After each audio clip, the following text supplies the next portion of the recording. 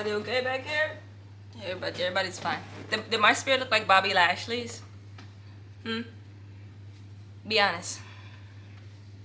What's going on, everybody? My name's Lexi, and you are watching The Nerds Table. Cue the intro.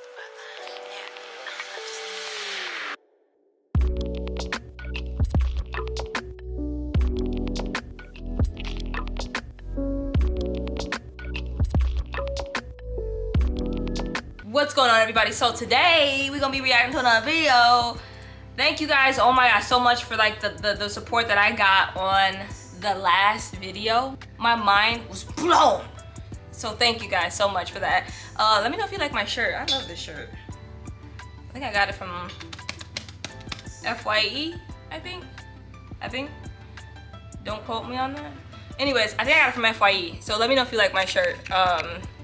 Sorry, I need to zoom in. So today we're gonna be reacting to another WrestleMania video.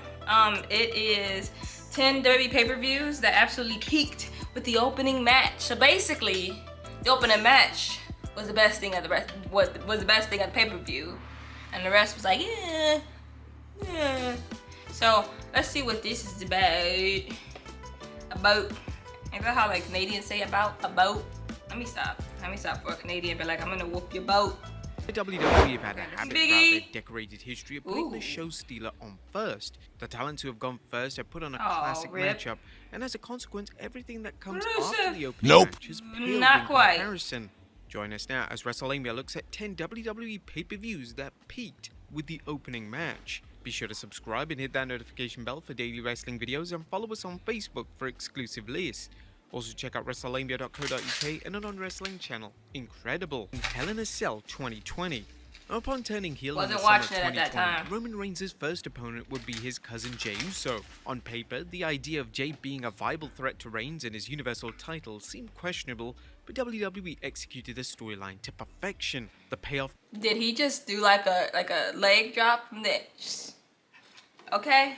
To the storyline was a Hell in a Cell showdown, and the two men put on a classic matchup. The match was storyline driven, and it was simply a work of art. It was WWE at its very best. And the crazy thing was, the match took place in front of 0 fans, as this was during the COVID-19 pandemic. It's an appropriate use of the Hell in a Cell structure, as the confines of the cell helped sell the emotional torment that both wrestlers were going through. The match would... Whose rap is that? Whose rap is steal that? The entire Banks and Orton versus Sasha. Drew McIntyre were good. They failed to match the impact of what Reigns and Uso delivered inside Satan's structure. Number 9, Survivor Series 2013. The 2013 edition of Survivor Series event was a massive disappointment. The main event of the show featured Randy Orton defending the title against The Big Show. This match would be a total waste of time, as nobody was interested in the match, and the match quality wasn't reflective of a pay-per-view main event slot. The highlight of the entire event came with the opening match, as WWE presented a traditional Survivor Series match, which showcased how special of a wrestler would go on to become. The Shield would team with the Real Americans to take on the all-star team of the Usos, Rey Mysterio, Cody Rhodes, and Goldust. The finish would see Reigns win the match for his team as a sole survivor, and this was a clear indication that WWE, specifically Vince McMahon, saw Reigns as the next big thing, even back in 2013. The match was a hell of a ride, and an incredibly entertaining 23 minutes. The fans loved the action, and it was a shame that the rest of the pay-per-view couldn't match the quality on display by 10 of the aforementioned talents.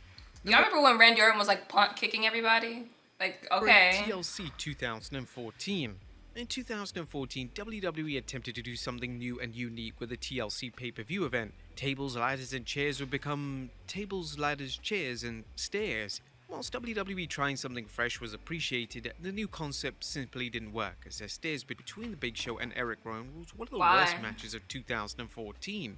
The rest of the pay-per-view wasn't much better, and it certainly didn't help that there was no WWE title match, as reigning champion Brock Lesnar wasn't even scheduled for the event. Nevertheless, the opening match of the pay-per-view was a match of the year contender, as Dolph Ziggler collided with the late great Luke Dolph Ziggler is a great seller, guys. guys. Off in a ladder match for the IC title, and the match was critically acclaimed by fans. The match had some tremendous high-risk spots, and the much larger Harper seemed to think he was a cruiserweight in the match with some of the aerial maneuvers he was able to execute. The match highlighted just how great Harper was as an in-ring talent. Number 7, WrestleMania 10. There have been some unbelievable opening matches that have opened WrestleMania, but the opening contest of WrestleMania 10 was truly a match for the ages.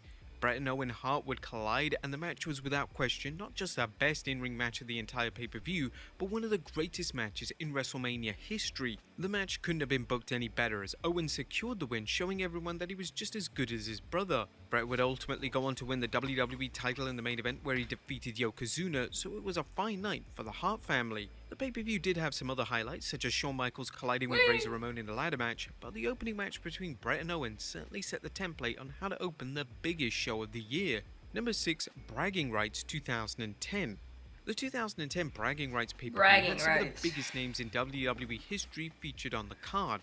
Names such as The Undertaker, Randy Orton, Edge and John Cena were all involved in the event, but it was the opening match between Sorry if I'm Dolph so Ziggler quiet, and guys. Daniel Bryan, This which is left a just lasting a impression really, on like, fans. I've never, This like, a match lot would of the be stuff that I'm Intercontinental learning, like, I Champion didn't versus know, the US so. Champion in a special interpromotional matchup, and the match was nothing like anything else on the card. It was fast-paced and much more inclined to a match seen on the independent scene at the time, rather than a traditional WWE matchup. It was excellent stuff from two talents who would go on to win WWE's top prize, and it just highlighted how both men were ready for the main event scene in WWE. Number 5, WrestleMania 33. WrestleMania 33 was one of the longest pay-per-view events WWE had ever delivered. The main show of the event was over 5 hours in length. And Y'all as a was consequence, just, a y'all lot was of just the all action in the just. later half of the pay-per-view was forgettable due to the crowd, as well as viewers watching at home being completely exhausted. Matches such as Randy Orton vs Bray Wyatt and the main event showdown between Roman Reigns vs The Undertaker all fell flat due to the in-ring action failing to excite a fatigued audience. Look how the Without a audience, doubt, like, they WrestleMania looked 33 just peaked like with they its were just opening match as over Shane it. McMahon took on AJ Styles. This match was so fun, and McMahon and AJ worked really well together. The match was Why did Shane McMahon, like, run himself back so far? Like, smartly booked, and McMahon was able to hold his own against a former champion. Fans expected a great match between the two, especially because it involved AJ. Number 4, Hell in a Cell 2013. It's well established that the worst match of 2019, and perhaps the worst Hell in a Cell match of all time, was The Fiend vs Seth Rollins. Really? However, the Why? match that opened that same pay-per-view was arguably the finest Ooh. women's Hell in a Cell match in the company history. Becky Lynch faced off against Sasha Banks for the Raw Women's title, and the match exceeded all expectations. The two decorated women clearly had the intention of stealing the show and creating a memorable Hell in a Cell match that will be remembered forever.